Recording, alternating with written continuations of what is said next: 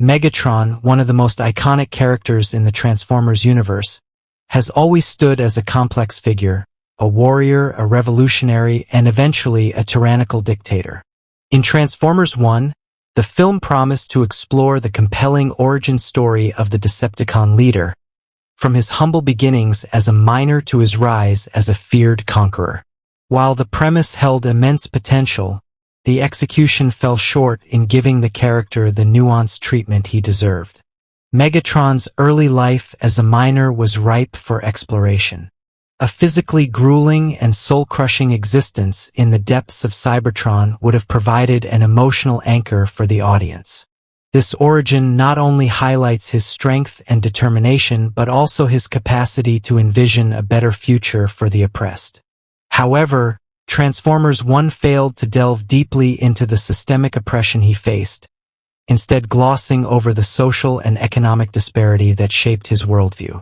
By not giving us a visceral sense of his suffering and struggle, the film squandered the opportunity to make his eventual descent into tyranny both tragic and relatable.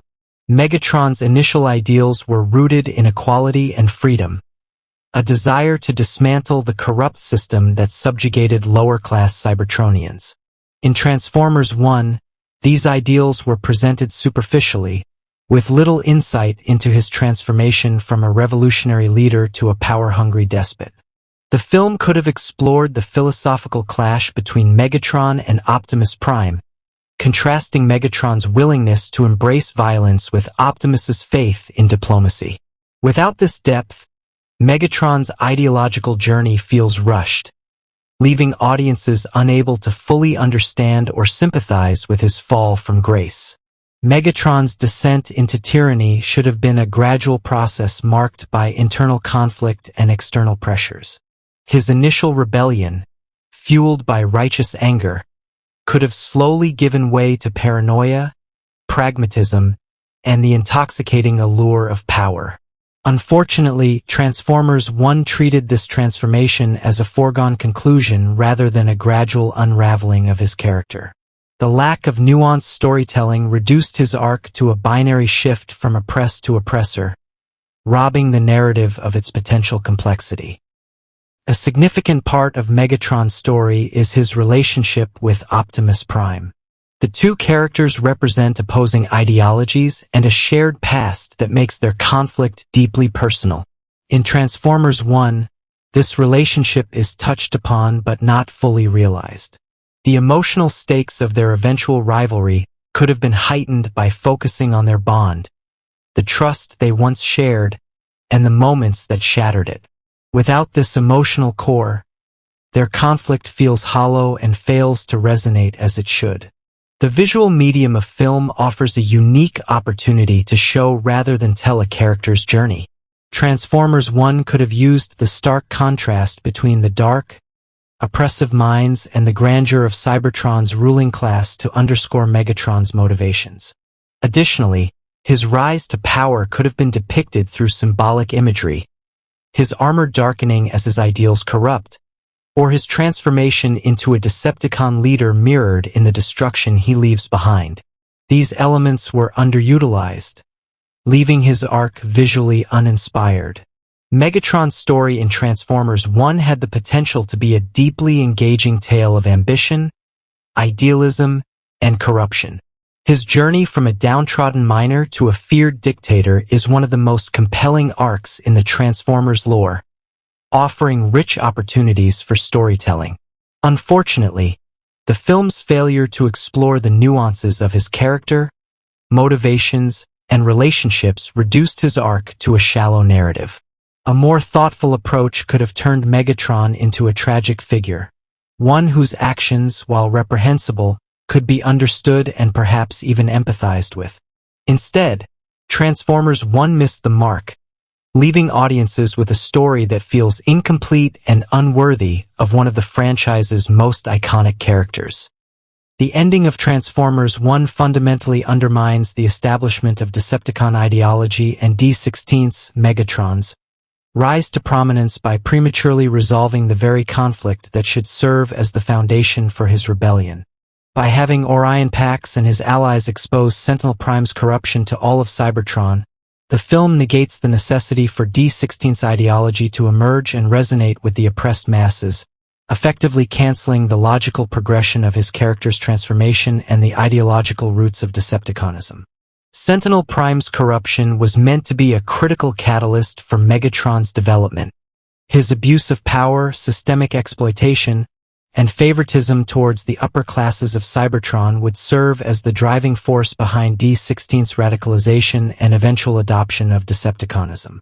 However, the film resolves this too cleanly by exposing Sentinel Prime in front of all of Cybertron. This resolution creates the impression that justice is achievable through peaceful and lawful means, contradicting the justification for D16's violent ideology. By resolving the conflict before D16's ideology takes shape, the film effectively removes the societal injustice that would make his cause believable and relatable. It undercuts his transformation into Megatron, leaving his eventual tyranny feeling unjustified and forced rather than the tragic outcome of noble intentions gone awry. Decepticonism, at its core, is a movement born from systemic oppression and the belief that force is necessary to achieve equality. D16's ideology should have arisen from the failure of Cybertron's political and societal systems to address these injustices. By exposing Sentinel Prime and resolving his corruption in a public forum, the film implies that the system is capable of self-correction. This message directly contradicts the central premise of Decepticonism, that the system is irredeemably broken and must be overthrown through radical means. Without systemic oppression as a backdrop, D16's turn to violence and his rejection of peaceful reform appear unwarranted.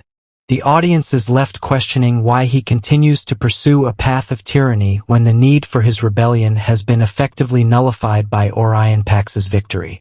This diminishes the ideological weight of the Decepticons and reduces them to simple antagonists rather than a complex and morally ambiguous faction. The ending of Transformers 1 would have been far more impactful and truer to the ideological roots of the Transformers saga if the majority of Cybertronians had sided with Sentinel Prime despite the revelation of his corruption. This approach would not only highlight how deeply ingrained the systemic indoctrination and fear are within Cybertronian society, but also provide the perfect conditions for D16 Megatron to forge his identity and ideology as a revolutionary leader. By having the Cybertronians support Sentinel Prime even after his corruption is exposed, the narrative would underline the pervasive influence of Sentinel's regime. This could be achieved by portraying Sentinel as a master manipulator, a leader who uses propaganda, fear-mongering, and false promises to maintain control. His supporters would cling to the belief that Cybertron's system, no matter how flawed, is necessary for their survival. This dynamic would make D16's frustrations feel justified and relatable. The masses siding with their oppressor, despite evidence of his tyranny, would represent a broader critique of societies that resist change out of fear or complacency. It would set the stage for the audience to empathize with D16's growing radicalism, even as they question the morality of his eventual actions. This alternate ending would provide the perfect conditions for D16 to articulate the foundations of Decepticonism. Witnessing his fellow Cybertronians reject the truth and embrace Sentinel's lies would solidify his belief that the system cannot be reformed. It must be destroyed.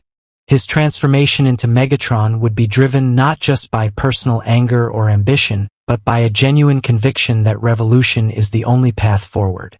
This approach would also allow D16 to draw a sharp ideological line between himself and Optimus Prime.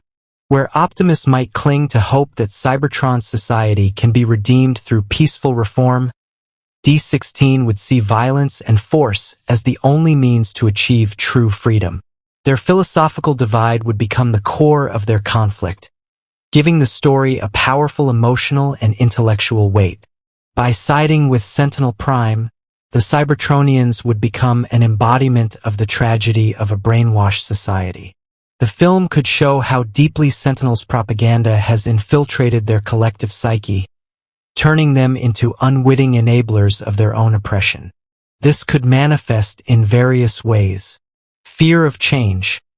Many Cybertronians might fear the instability that would follow Sentinel's removal, choosing the devil they know over the uncertainty of revolution. Misplaced loyalty.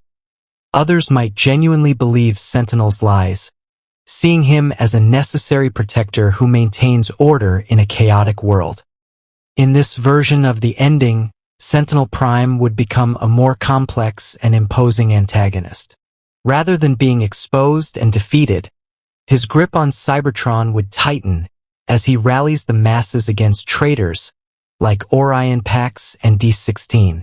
Sentinel could frame the revelations about his corruption as lies or as necessary sacrifices for the greater good, further cementing his control. This portrayal would make Sentinel a powerful symbol of systemic oppression, an enemy not just of D16 and Optimus but of progress and freedom itself. His survival and continued dominance would give the Autobots and Decepticons a shared enemy, even as they splinter into opposing factions. Ending the film with the Cybertronians siding with Sentinel Prime would set up a more compelling and tragic conflict for future stories. The Autobots, led by Optimus Prime, would continue to push for peaceful reform, trying to win hearts and minds within a society resistant to change. Meanwhile, the Decepticons, led by Megatron, would embrace violence and authoritarianism, believing that only force can break the cycle of oppression. This dynamic would add depth and complexity to the Autobots versus Decepticons conflict, transforming it from a simple battle of good versus evil into a clash of ideologies. The audience would be forced to grapple with difficult questions. Is Megatron truly wrong to embrace violence when peaceful change seems impossible? Is Optimus too idealistic in his belief that Cybertron can be redeemed without bloodshed? This ending would also deepen the emotional journeys of the central characters. Orion would face the painful realization that his faith in Cybertron's people may be misplaced. Their rejection of the truth would force him to question his ideals and his ability to lead. D16's disillusionment would become more personal and poignant as he sees the society he once fought to save willingly embrace its oppressor. His anger and frustration would drive him to adopt the mantle of Megatron and declare war on the status quo. Sentinel would become an even more dangerous and compelling villain, representing the unyielding power of a corrupt system that refuses to change. By having the Cybertronians side with Sentinel Prime despite his corruption, Transformers 1 could deliver a far more powerful and thought-provoking ending. This approach would emphasize the systemic nature of Cybertron's problems, make D16's transformation into Megatron feel inevitable and justified, and set the stage for a rich and complex conflict between Autobots and Decepticons. It would also challenge the audience to confront uncomfortable truths about power, oppression, and the difficulty of enacting meaningful change in a society resistant to it. This ending wouldn't just tell a story. It would create a legacy for the franchise that resonates long after the credits roll.